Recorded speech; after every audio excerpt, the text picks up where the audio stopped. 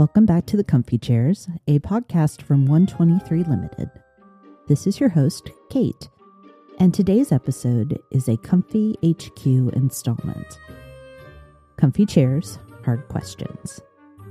We're focusing on growth, listening, and responsibility today, the kind that starts with you. Whether you're managing a team without a clear promotion path, trying to hold back from solving every problem yourself, or wondering how to help your people step up with more ownership, we've got you covered.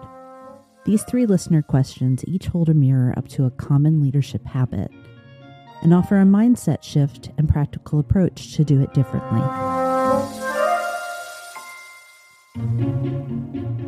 How do I help my team members grow when there's no clear promotion path?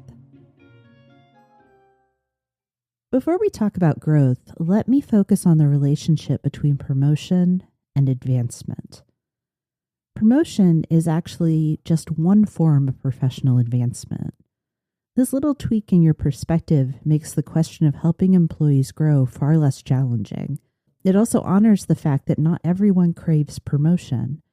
And when you remember this, you're thinking more inclusively about your team and their growth. So when we view growth beyond the narrow category of promotion, we make a whole menu of choices available. These include formal education and training, adding skills and experience, mentoring and training others, and so much more. Here are just a few examples to consider. Find an opportunity for an employee to add skills that will make them successful in a future job. Maybe you have someone on your team who's interested in computer programming, but their current role doesn't involve that responsibility. You can connect them with someone in the organization who has that knowledge so they can learn what it takes. Or you could use department education dollars to cover or defray a portion of the cost of a class. It's worth getting familiar with your company's policies about what types of education are eligible. You may be thinking, but Kate, doesn't helping them add skills for a future job mean I'm encouraging them to go find that job? Very astute of you. It does. Because in addition to recognizing that promotion is just one form of advancement, leaders who are great at growing others understand that they are stewards of talent. Your job is not to hoard talent, but to nurture it. And the natural result of nurturing talent means that it will likely move on. Just like a gardener repotting a growing plant, you should be prepared to support employees when they are ready for their own transplant. This doesn't mean you tell people to leave. It means you are aware of the potential and invest in their future success, whether it's on your team or elsewhere. Which means any responsibility that can enhance someone's resume is an opportunity for growth and development. Take departmental training and mentoring. Even if you're not able to provide additional compensation, giving an employee who's interested in leadership, say, the chance to mentor new hires, builds their experience for when they eventually find that first leadership role. Note that it's important to explain to this employee why you're giving them additional work. It only takes a moment of your time to say, Jane, I know you've expressed interest in supervising others, and while we don't have that exact opportunity on our team right now, what I can offer you is the chance to serve as the orientation mentor for our new hires. It's not direct supervision, but it will give you some exposure to coordinating employee activities and be a great thing to add to your resume. Here's what this work will entail. I hope you've noticed something that both of these examples have in common: knowledge of the employee's interests and aspirations. This is the groundwork for any leader who wants to successfully grow their team. How do you do this work? Ask them. It's that simple. Here are a few questions you can use in one-on-ones, casual conversations, or wherever it fits naturally. Let's start with the basics. What projects interest you? Are you interested in promotion? And what are your aspirations? For deeper explorations, consider these. What's your favorite part of your job, and what exactly do you like about it? This identifies tasks and assignments that can bring job satisfaction. What's a project or role you want to try before you retire? This question prompts reflection on long-term aspirations. What would you like to be able to do in your next role? This helps surface goals for growth, development, or advancement. Questions like these will give you the information you need to create individualized, targeted growth opportunities that help your employees flourish in their current roles and when or if they pursue promotion. Remember, promotion is simply a subset of professional growth. And your role is to care for and nurture talent. When you recognize these truths, the absence of a promotion path doesn't limit how far your team can grow. How can I get better at listening instead of jumping in with solutions? As is my habit, I want to offer a mindset and a method to answer this question. Mindset shifts are vital to support behavior changes. In this case, we need to examine how you view your role. If you are constantly jumping in with your own ideas and solutions, it may mean that you see your role as the leader to be a fixer or even hero. And if you're asking the question, it's likely that those roles are not a good fit. So try these on for size. Advisor, facilitator, or even guide. What these have in common is being there to support the one doing the work. The focus moves from you to the employee where it belongs. They own the responsibility for the work, while you remain accountable for the outcomes and no longer have to be in the weeds solving every problem. Once you answer what is my role, you can test one simple method to help you adopt this new mindset. It's almost embarrassingly simple. Take a sticky note and write yourself a reminder.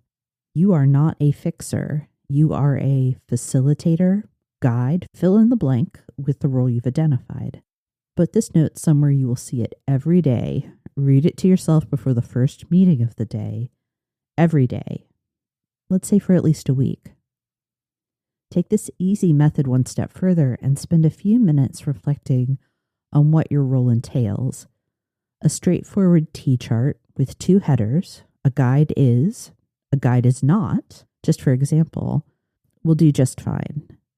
Then spend 5 to 10 minutes listing the types of actions your role does and does not take. While you're navigating the shift in your mindset, this list can help you identify the behaviors you want to adopt and those you want to stop. Naturally, you can study active listening skills. In fact, every leader should. But in this specific case, without addressing the underlying mindset, you will struggle to improve. By actively embracing a role that helps your employees move from problem to solution, you will become a better listener and a better leader.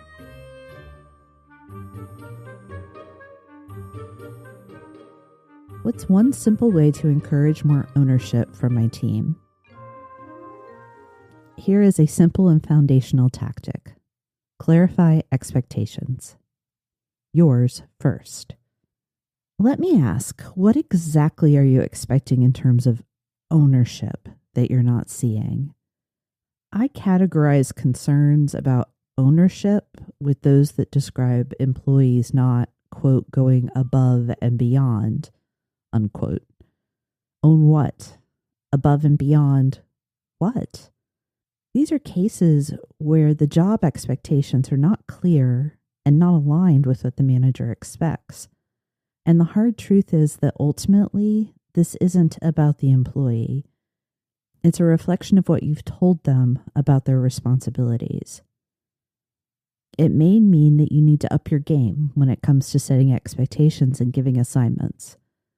So let's go over the basic steps for creating clear, actionable expectations. It boils down to one easy to remember sentence. Who does what, by when? State who is responsible for completing the work. Identify the tasks, methods, resources, and other elements of the work. Establish a reasonable deadline with a date. And make sure people have the opportunity to ask questions in the moment and throughout the assignment. Follow up observe, and provide feedback. Repeat.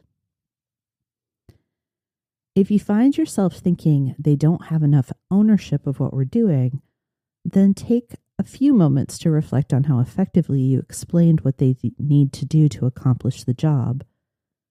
Chances are you've left a lot to their imagination. Never assume that people know unless you've told them. This isn't about treating employees like children who don't know how to do their job. It's about providing clarity to give people the information and expectations they need to succeed. For example, with an experienced employee, you won't go into great detail about the tasks, methods, and so on, but you should be clear. Do this how you've done it 100 times. This is the bare minimum of managing people at work. If you are an expert expectation setter but still struggling with what you've labeled as ownership, it could be a flaw in the job description. In my own experience, I know that job descriptions don't get the regular review and revision they need anything like often enough. Work changes, oftentimes without our being really aware of it. New programs get installed, people leave and others pick up the slack. Customer expectations evolve. All of this can change the fundamental responsibilities of a job, but employees don't have a concrete update to guide them. If you're using your circumstances as the only measure of people's performance without having supporting documentation, you and the team will constantly be misaligned. So work with your HR team to review and update job descriptions on a regular cadence. Depending on your company or industry, this could be an annual process or once every 5 years or so. In any event, even if the job description includes that handy phrase, other duties as assigned, it is the tool you and your employees share to understand expectations. I want to encourage you to avoid thinking about ownership. Instead, revisit expectations and clarify what and how you're telling employees they need to do. Start with yourself, focus next on the job, and then educate the employee. I think you'll be pleased with the results. As always, the goal here is to help you build your leadership practice with clarity and care, one step at a time. If today's question sparks something for you, I'd love to hear about it. You can always find more resources, conversation, and ways to work together over at 123ltd.com. Next week, we'll be back with a conversation about identifying blind spots. Thanks for listening.